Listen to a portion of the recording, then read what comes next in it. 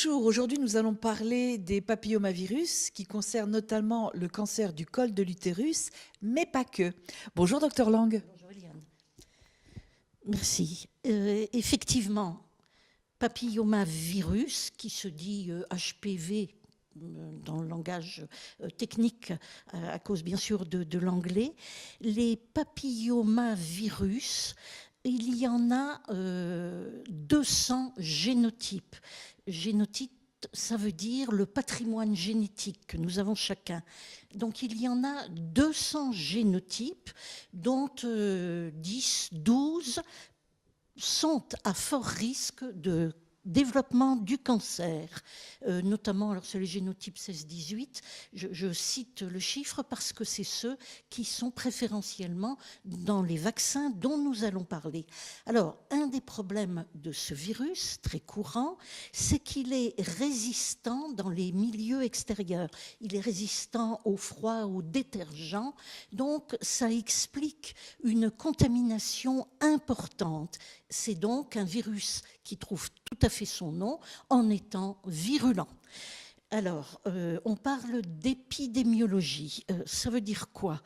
Que ce virus, il s'installe sur la peau, des sujets sains d'ailleurs, et il s'installe sur les muqueuses. Alors, les muqueuses génitales, préférentiellement, c'est-à-dire pour les femmes, vulve, vagin, utérus, parfois, mais c'est rare, le pénis chez l'homme. Sur les muqueuses anales, l'anus donc, et sur les muqueuses orales. Ça veut dire au niveau de la bouche, au niveau du larynx, et des découvertes assez récentes montrent même que ça descend dans l'œsophage et qu'on a maintenant des cancers de l'œsophage liés à ce virus. Alors, quand on parle de virus, on parle pour la contamination de contact. Alors, le contact peut être direct, donc par la peau, par les muqueuses qui sont contaminées, ou indirect, c'est-à-dire aussi des objets, des surfaces, dans les douches, dans les hammams, sur le siège des toilettes. Partout où nos muqueuses peuvent être en contact avec ce qui est laissé par les précédents. Alors, la transmission se fait donc essentiellement par voie sexuelle, puisque 75% des hommes et des femmes actifs sexuellement, 75% de ceux-là ont été ou seront infectés. C'est dans le monde l'IST, c'est-à-dire dans les infections sexuellement transmissibles, la première. C'est la première IST dans le monde. Et ces virus sont responsables chez la femme de 99% des cas de cancer du col de l'utérus, donc la quasi-totalité. Alors, sous quelle forme voit-on l'infection par HPV, par le papillomavirus humain?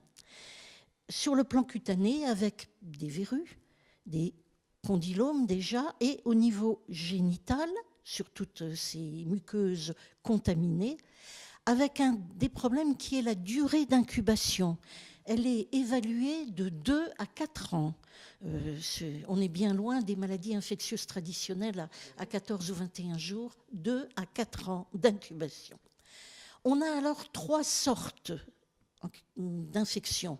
Des infections bénignes qui passent inaperçues, passagères. C'est, semble-t-il, dans 60% des cas. C'est-à-dire que les gens infectés ne le savent pas et ne le sauront jamais, mais sont dans ces 75%. Des infections bénignes. Alors, c'est effectivement des verrues sur la peau et au niveau génital, ce qu'on appelle des condylomes. De façon assez familière, on appelle ça les crêtes de coq. Et ces formes peuvent évoluer en précancéreuses. C'est à peu près 5% des infections par ce papillomavirus qui donnent des lésions précancéreuses, donc susceptibles, comme leur nom l'indique, d'évoluer vers un cancer. Alors, en France, le cancer est le 11e par ordre de fréquence chez la femme. J'ajoute là qu'il y a des facteurs favorisants. Le tabac. Alors, tabac et vie sexuelle très active sont donc des facteurs agissant ensemble pour une éventuelle contamination.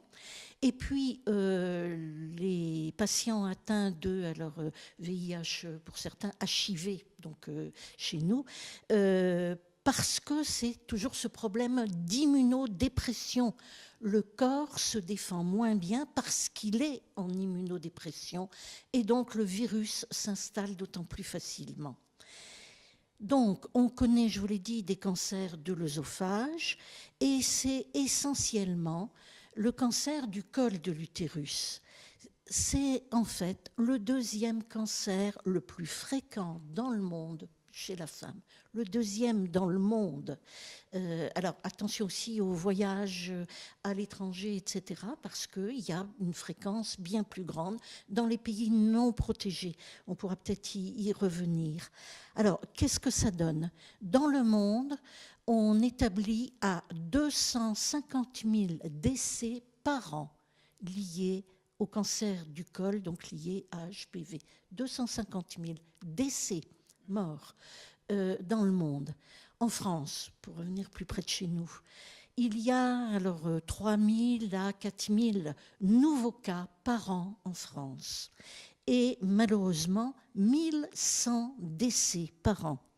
Alors, vous nous le disiez, Eliane, on en parle peu d'HPV et on parle peu de cette vaccination. D'ailleurs, les résultats sont là.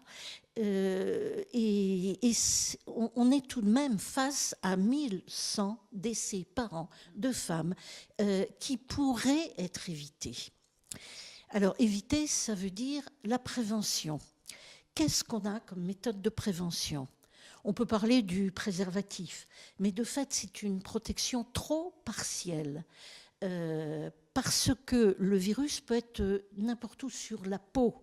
Donc, le préservatif ne préserve pas d'une contamination directe par la peau et les muqueuses. Bon. Le dépistage, il faut en parler parce que c'est important dans la mesure où 75% des femmes qui ont une vie sexuelle active sont touchées de façon bénigne ou plus méchante par ce virus. Alors, le dépistage, c'est le frottis qu'on fait chez son médecin traitant ou chez le gynécologue. Alors, il est indiqué de faire un frottis une première fois, une deuxième fois, donc à 1 an d'intervalle. Si les 2 premiers ont été négatifs, il faut au moins faire un frottis de dépistage tous les 3 ans. Frottis donc du col de l'utérus fait par médecin ou gynécologue. Au-delà, donc le frottis permet éventuellement de trouver des cellules cancéreuses, malheureusement, ou précancéreuses. Au-delà, il y a des techniques qu'on appelle de biologie moléculaire. Je ne vais pas rentrer dans le détail, qui est très technique. C'est là donc d'aller au niveau de l'ADN, de ce qui fait l'essence de nos cellules, et de les analyser plus profondément. Voilà, ça c'est la partie dépistage. La meilleure des préventions, c'est le vaccin. Alors, je vous laisserai en parler puisque les organismes sociaux s'en occupent. Il est donc préconisé que le vaccin soit fait avant le début de la vie sexuelle. Parce que le vaccin fait quand on est contaminé n'a plus d'intérêt. Il n'empêche pas l'infection et il n'empêche pas l'éventuelle évolution. C'est pour cela qu'il est recommandé de faire vacciner les adolescentes. Alors, en France, on préconise de 11 à 14 ans. Donc, de 11 à 14 ans. Et peut-être en même temps, d'ailleurs, qu'un rappel d'été, etc. Donc, d'autres vaccins. Autrement dit, que les mamans en parlent à leurs filles, en parlent aux médecins traitants, que ce soit à l'occasion d'une première visite chez un gynécologue et qu'à cette occasion, avec toutes les informations données, on vaccine des filles de 11 à 14 ans. J'ai d'ailleurs noté que dans le monde, l'OMS préconisait, elle, on comprendra facilement pourquoi, la vaccination dès l'âge de 9 ans dans la plupart des pays, comme ceux touchés par les guerres, par l'exploitation des enfants, etc. Il est toujours possible de faire ce qu'on appelle un rattrapage du fait de ce que je vous ai dit de la période d'incubation, hein, donc jusqu'à 19 ans chez les filles.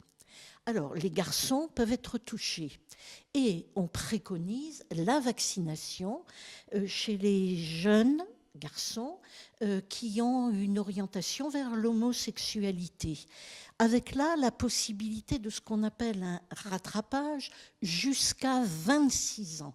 Voilà, parce que, bon, bien sûr, c'est aussi de le préconiser à l'adolescence, mais c'est pas toujours très facile pour les jeunes garçons adolescents de se déterminer à ce moment-là. Et là aussi, on peut dire qu'il n'est peut-être pas inutile de préconiser la vaccination de tous les garçons parce que il va de soi que du coup la contamination peut aussi se faire justement par la peau, etc., y compris pour eux par des jeunes filles qui n'auront pas bénéficié de la vaccination.